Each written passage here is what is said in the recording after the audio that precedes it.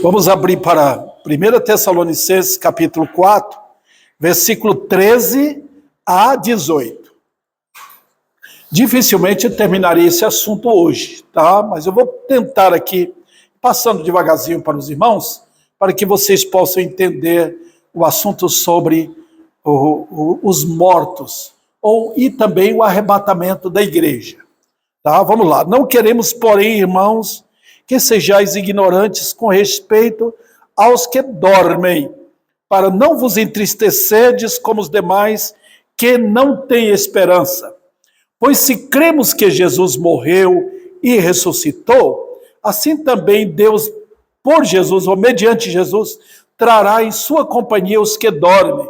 Ora, ainda vos declaramos por palavra do Senhor, nós os vivos, os que ficarmos até a vinda do Senhor, de modo algum precederemos os que dormem. Porquanto o Senhor mesmo, dada a sua palavra de ordem, ouvida a voz do arcanjo e ressoada a trombeta de Deus, descerá dos céus e os mortos em Cristo ressuscitarão primeiro. Depois nós os vivos, os que ficarmos, seremos arrebatados juntamente com eles entre nuvens para o encontro do Senhor nos ares, e assim estaremos para sempre com o Senhor. Consolai-vos, pois, uns aos outros com estas palavras. Podeis assentar, mantenha sua Bíblia aberta. Eu quero entrar no assunto aqui para os irmãos. Primeiro eu quero mostrar o porquê Paulo estava instruindo essa igreja. Uma razão é que havia perseguição e havia até morte de irmãos, né? Quando Paulo esteve com aquela igreja, ele parou com a igreja, ele instruiu a igreja sobre a volta de Cristo. Então os irmãos ficaram bem tocados por esse assunto, ficaram bem emocionados e gostaram muito do assunto, ficaram entusiasmados para trabalhar para o Senhor. Os irmãos viram no capítulo 1, como Paulo fala ali, que eles esperavam a vinda de Cristo, estavam trabalhando na igreja, lutando, sabendo que Jesus viria para levá-los e livrá-los da ira vindoura. Então este assunto sobre a vinda de Cristo, sobre a ira de Deus, mexeu com a igreja lá em Tessalonicenses, né? Em Tessalônica, digo. E foi um assunto importante e é um assunto que todo mundo gosta, né? Tem crentes que vivem em torno desse assunto, né? Gostam de ouvir falar, falou sobre arrebatamento, eles gostam, e falou sobre a grande tribulação, o que vai acontecer no final dos tempos, eles gostam de ouvir sobre isso, né? Mas, irmãos, esse é um assunto tão divergente. Tem pastores, amigos meus, que ignoram, tratam de outro assunto, ou dizem que crê nisso. Tem várias coisas aqui, várias teorias aqui, que eu simplesmente deixo de lado. Eu vou seguir restritamente a Bíblia. Eu vou ver o texto, vou falar com os irmãos, vou apresentar o que diz aqui, o que diz as Escrituras. Tá? Lá em Apocalipse, especialmente. Tá bom? Então, outro detalhe aqui. Quando trata desse assunto sobre arrebatamento da igreja, não é um assunto que extravasa as Escrituras. Sabe por quê? Porque quando trata desse determinado assunto, é chamado na Bíblia um mistério.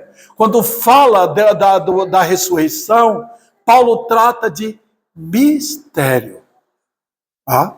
E mistério da Bíblia, irmãos, é assunto propriamente, quando fala da igreja, é assunto que o Espírito Santo deixou para a igreja, para mais ninguém.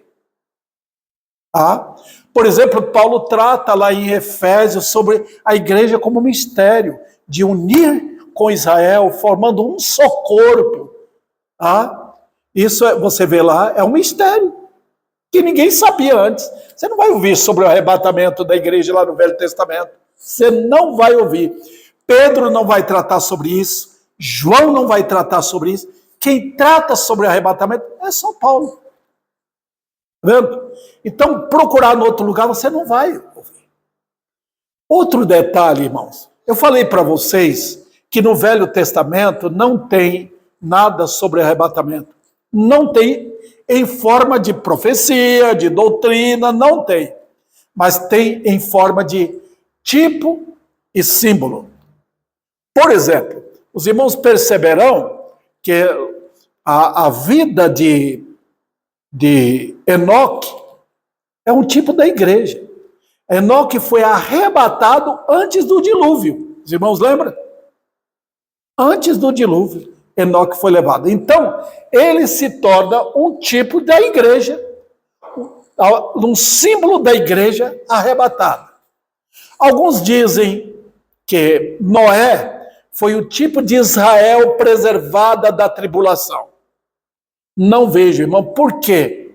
Porque na Bíblia você não vê essa ligação de Deus trabalhando com Israel e Deus trabalhando com a igreja. A meu ver, Cristo morreu pela igreja. É muito claro isso em Efésios. Cristo morreu, deu sua vida, se entregou pela igreja. Que é a igreja? A igreja é toda a formação de todos os crentes. A palavra igreja, irmãos, significa que é um grupo tirado do mundo para Deus. Israel, por exemplo, Israel salvo, né? Nós não estamos olhando a nação em si, nem mesmo no Velho Testamento. Não era a nação em si, é um povo crente, aquele povo que Deus olhava como o povo eleito dele. Esse é o povo de Deus. E unido com os gentios, forma o quê?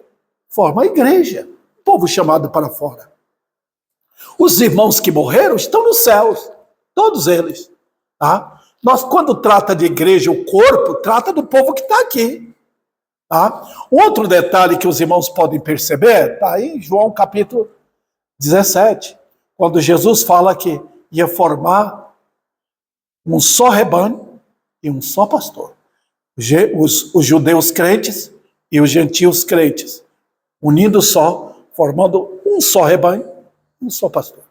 Então não tem, como alguns pastores, até batistas, creem que Deus tem o Israel dele lá, aquele povo lá, é o povo. Não, Deus não está lidando com o povo salvo lá. Deus está lidando com uma nação que é relógio dele para marcar os dias finais. O povo judeu não é um povo de Deus. É um povo incrédulo como qualquer outro, irmãos. Deus usa nações assim, tá? E livra aquela nação de uma destruição completa, como Satanás quer fazer, né? E usa também os americanos e outras pessoas do mundo para apoiar Israel. Mas dizer, tem o povo de Deus de Israel e tem a igreja. Você não vê isso na Bíblia não, irmãos. A igreja é una, é um só. Você vê isso em Romanos. Deus fala de Israel, o povo da promessa. É o povo da promessa, os salvos.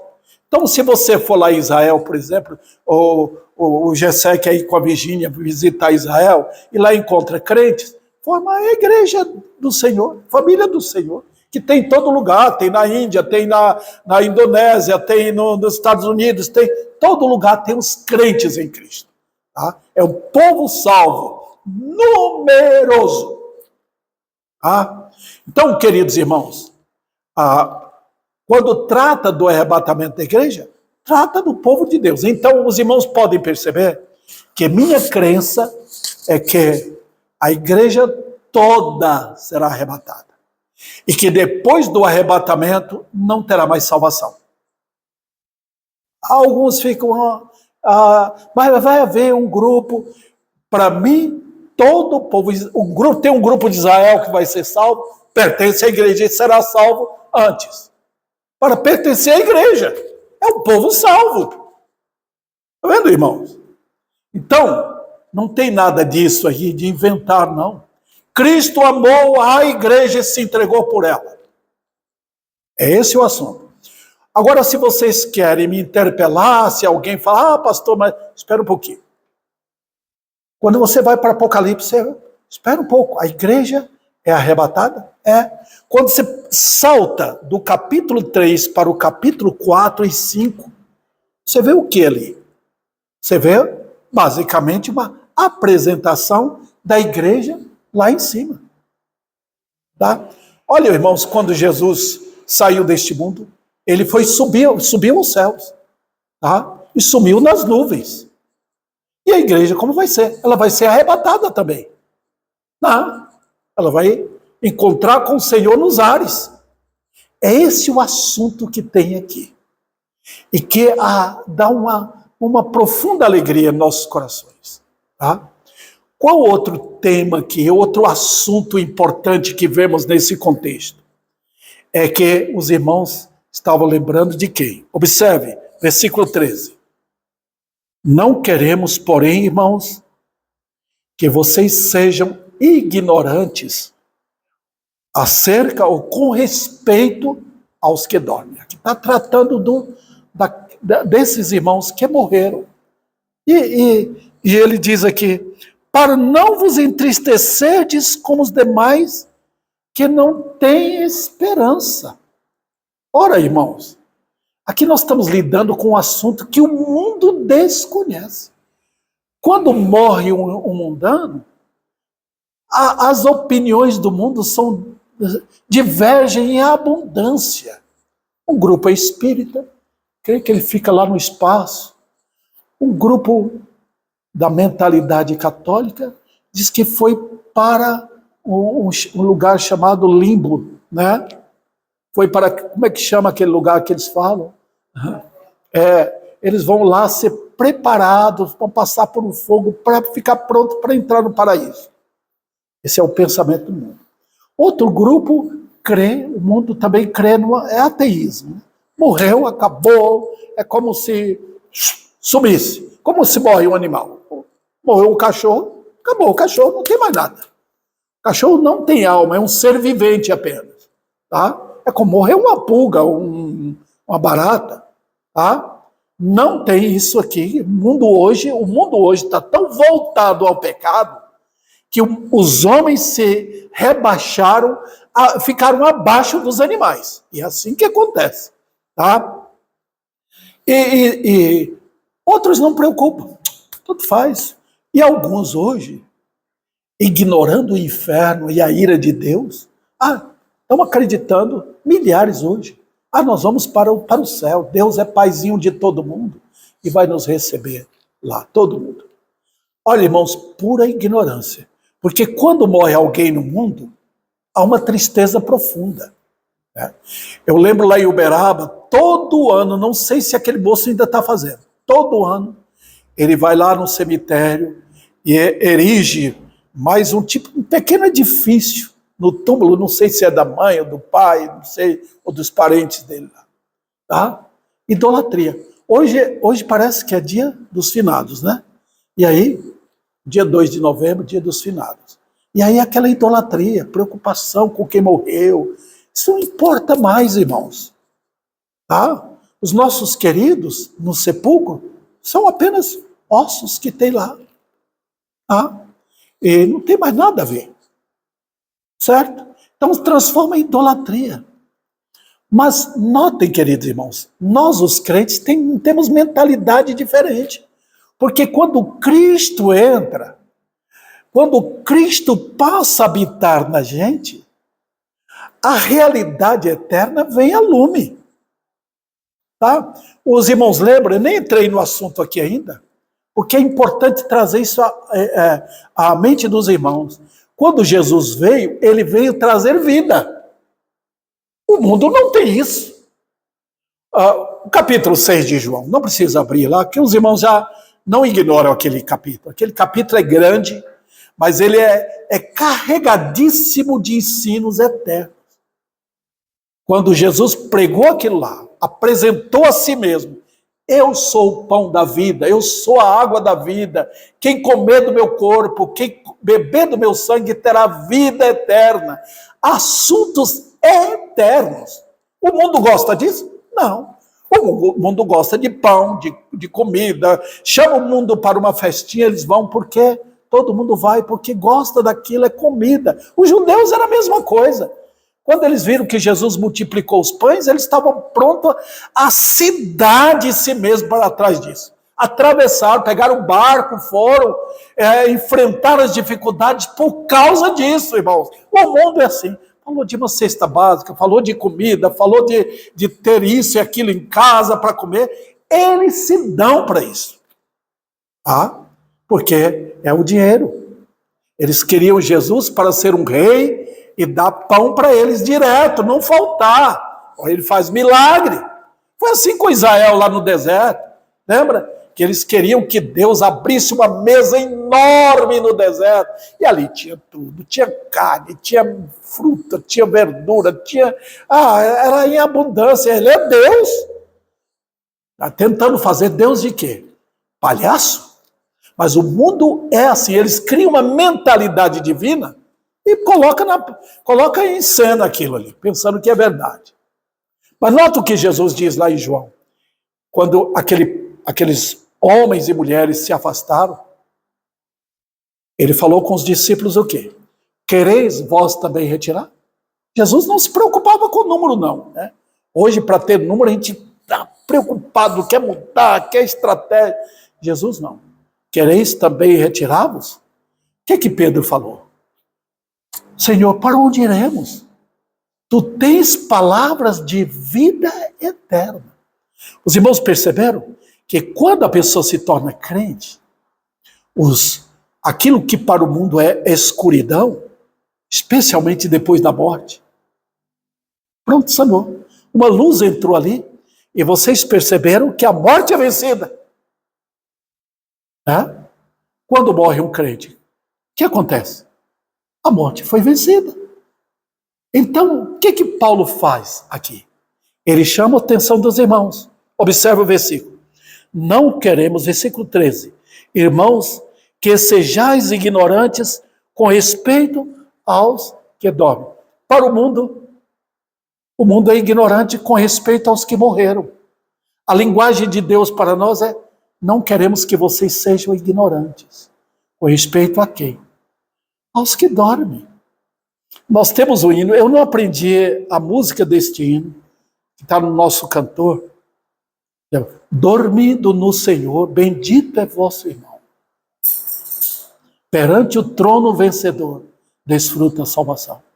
Quer dizer, enquanto nós estamos olhando aquele corpo inerte ali, nada funcionando, os olhos, as mãos, a boca, tudo paralisado pela morte, ele já está no céu. Rapidamente foi. Enquanto Estevão estava sendo quebrado, os irmãos sabem, um grupo, muitos homens ali jogando pedra, quebrando os ossos, a cabeça, tudo, até a morte. Até pegaram os entulhos de Estevão, aqueles pedaços para sepultar. Estevão já estava no céu com Cristo. Enquanto os homens se ocupam com o corpo, os irmãos em Cristo falam. Observe, irmãos, nós olhamos sempre para o corpo. Nós olhamos para o corpo. E dizemos o quê? O mundo diz, morreu. Não foi assim com Cristo? Sepultaram, morreu. Os irmãos dizem, ele está dormindo. Os irmãos perceberam? Ele está dormindo. Então, a morte é encarada na Bíblia para os crentes como um sono. Um sono. Impressionante, né? Esses dias eu comuniquei com o pastor José Rast, e ele falou comigo, tempos atrás, falou, já comprei meu lugarzinho na sepultura com Dona Janete, esposa dele que faleceu, dormindo. Queridos irmãos, vocês fiquem embevecidos, porque a palavra dormir aqui é o verbo de onde foi feito o vocábulo cemitério. Coimeter. Os irmãos perceberam? Coimeter significa, é a palavra cemitério na nossa linguagem, né? Significa câmara de dormir. Sabe quem deu esse nome? Foram os crentes. Está vendo? O mundo passa ali no cemitério, bom pastor, não está nem aí. Quando morre alguém, aquele cortejo fúnebre de tristeza, morreu, vamos voltar às atividades e tal, porque não entendem o que é dormir. Então, Paulo faz questão de usar a palavra, o verbo dormir. De onde vem o nosso vocábulo? Cemitério. Então, querido irmão, quando você morrer, se Cristo não arrebatar a igreja, você vai dormir. É provável que eu vou dormir mais cedo do que vocês. Tudo está na lógica, pela lógica, né? Então, qual foi outra razão que Paulo escreveu isso? Ele diz, para não vos entristecerdes como os demais que não têm esperança. Tá vendo? É impressionante. Mas a igreja ou os crentes devem ter um contexto de uma alegria. Mas sabe aquela alegria? Não é aquela alegria vulgar. Você não vai fazer festa quando um crente morre. Não. Mas é uma tristeza apenas da aparência. Você perdeu alguém aqui que você não vai ver mais neste mundo. Você não vai ter seu pai como seu pai, a esposa como esposa, a mãe como mãe, o filho como filho. Não vai ter mais. Na Bíblia, os santos, eles entendiam a morte, choravam pela morte, mas eles pensavam além daquilo. Quando morreu Jacó, os filhos ficaram todos assim, como se fosse o quê? Heróis que não choram, que não sentem? Não, choraram. A Bíblia diz que José abraçou o pai dele ali, beijou o rosto de Jacó. Tá? O quê? O que é isso? Isso não significa tristeza? É uma tristeza, mas é uma tristeza elementar. Por quê? Quando José sepultou o pai dele, ele falou para os irmãos dele, por favor, quando eu morrer, pega os meus ossos e sepulte junto com os ossos dos meus pais, nossos antecedentes, Abraão, Isaque, Jacó. Por quê? Esses homens criam na ressurreição. Então, dizer assim, olha, no funeral, ninguém vai chorar? Chora sim. Por que não? Mas é um choro que não marca, sabe, aquela tristeza que leva até depressão. Eu conheci uma família lá na Bahia, uma família lá de Bicuí, na nossa cidade, uma família de gente muito inteligente. As meninas foram professoras, eu fui aluno de uma delas, muito inteligente. Os meninos sempre foram inteligentes também, jogadores de futebol, craques lá, né? Mas eu percebi que quando foram morrendo todos, os pais, os irmãos, morrendo todos. E eu vi, quando eu fui a última vez, eu vi um dos mais velhos da família lá. Dizem que ele sempre está indo na sepultura da irmã dele, chorando, muito triste, acabrunhado, porque os seus se foram. Essa é uma tristeza premente. É uma tristeza que angustia. É uma tristeza que você não tem mais jeito. Você tenta pegar aquilo, mas não consegue. Você tenta fabricar na mente, será que ele vem de novo? E Satanás faz festa com isso, irmãos. Faz festa com isso. Por isso que muitos vão terreiro espírita para conversar com parentes. E não sabe que Satanás está aproveitando para divertir, zombar. Falando, olha, falei com fulano de tal. Falando com demônios, irmãos. Tá? Lá no Nordeste, tem essa forma de você ver. Você vê pessoa que morreu, passando. Uberaba, que é um lugar espírita, tem essa fama. Tá? O pastor Edson falou de um moço que havia morrido E apareceu para a mãe, foi jogar no bar com os amigos, e todo mundo aceitando. De repente, quando ele desapareceu, que tudo veio de repente caiu a ficha. E aí o medo. Satanás faz isso, queridos irmãos. Ele aproveita e engana. Nós não. Tá? Eu vou terminar esse assunto aqui, mostrando aos irmãos aquele versículo. Eu me lembro quando minha mãe morreu, eu fiquei chorando, porque minha mãe foi uma mãe para nós, né? E eu chorei, não fui no sepultamento do meu pai, mas chorei. No sepultamento de minha mãe, chorei. No sepultamento, na morte de meus irmãos, chorei. Na morte da Nádia, muito mais chorei. Os irmãos sabem disso. Né? Mas, o que acontece? É uma tristeza não igual àqueles que não têm esperança. Está vendo o final do versículo? Porque eu vou ver. Eu vou ver o povo de Deus. Eu tenho uma família no céu. E esta família é a minha família. Lembra que Jesus falou? Quem é minha mãe? Quem são meus irmãos? Quem são? Ele fala, são aqueles que fazem a vontade do meu Pai que está no céu. É esta família que nós vamos ter. Nós não vamos ver mais gente idoso lá. Não vamos ver mais ninguém com câncer. Não vamos ver mais ninguém assim chorando, tristeza. Nós vamos estar no lugar de perfeição, e não tem como explicar perfeição, queridos irmãos. Então, o que Paulo está falando aqui? Para que não tenha as tristezas como os que não têm esperança. Não fiquem tristes, porque vocês vão ver seus queridos, e vão vê-los no estado de perfeição. Queridos, nós estamos caminhando para lá. A igreja triunfante caminha para lá. Então, como você se sente agora? Não espere encontrar aqueles que morreram sem Cristo. Morrer sem Cristo, irmãos, não tem esperança. É ir para o inferno. Só tem 2 lugares, a subida e a descida.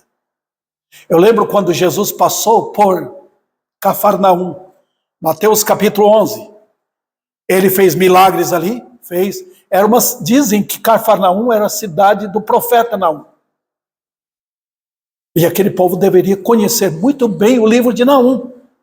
3 capítulozinhos. Jesus passou ali, e aquele povo não se converteu. E o que Jesus pergunta para eles? Ó moradores de Cafarnaum, porventura subirás até o céu? Eles estavam achando importante, nós somos descendentes dos judeus, vocês vão subir? Vocês têm possibilidade de subir? Ele responde, não. Aí ele afirma, descerás até o inferno. Vendo?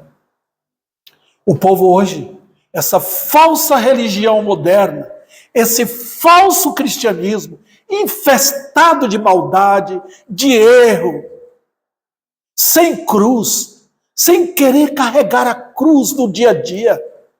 Esse falso cristianismo ilude, porque faz o povo pensar que é salvo. Milhares estão pensando que são salvos. Não. Você vai descer. O peso seu do pecado vai fazer descer. É como se colocaram uma linha de anzol com um pequeno pezinho de chumbo, ela vai descer. Basta um pequeno pecado e você descerá para o inferno. Cristo vem para limpar, purificar o pecador, tirar qualquer sujeira do pecado, fazer você uma nova criatura, e você vai subir para a glória. Lembra que quando Jesus pegou a água para limpar os pés dos discípulos, Pedro falou, com toda arrogância, Senhor, o Senhor vai lavar meus pés? Falou, se eu não lavar teus pés, não tens comunhão comigo. Porque está falando de pé, não está falando do corpo inteiro. Era vida de comunhão. Tá? Ali é uma linguagem figurativa para manter a comunhão uns com os outros. Falando entre os irmãos em Cristo. Limpar os pés uns dos outros, assim, Porque nós estamos pisando neste mundo. Aí Pedro falou o quê? Lava-me tudo. Sabe aquele, como Pedro era, né? Aí Jesus falou, vocês já foram lavados, todo o corpo. Agora só estou tratando do pé. Então, vocês que já foram salvos. Então, lembrem, vocês vão subir e que alegria vai ser. E diante desse contexto, é nosso desejo ver outros sendo salvos? Você tem prazer de ver irmãos, parentes, vizinhos, amigos? Vocês lutam para que essas pessoas venham para a igreja ouvir a palavra de Deus? Ou vocês querem que elas morram sem Cristo? Eu não sei quantos serão salvos, irmão. Mas isso não significa que nós devemos fazer isso. Não. Nós devemos lutar para que essas almas sejam salvas também. Foi esse o desejo de Paulo, por isso que ele orou. Lá em Romanos capítulo 9.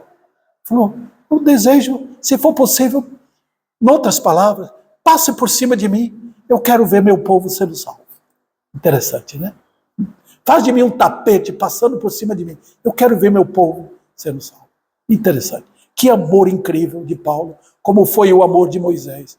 E eu me curvo perante esses homens e perante o meu Senhor, que desceu do céu por mim, para ir até a cruz e ocupar o meu lugar. Que Ele aplique a sua palavra em nossos corações.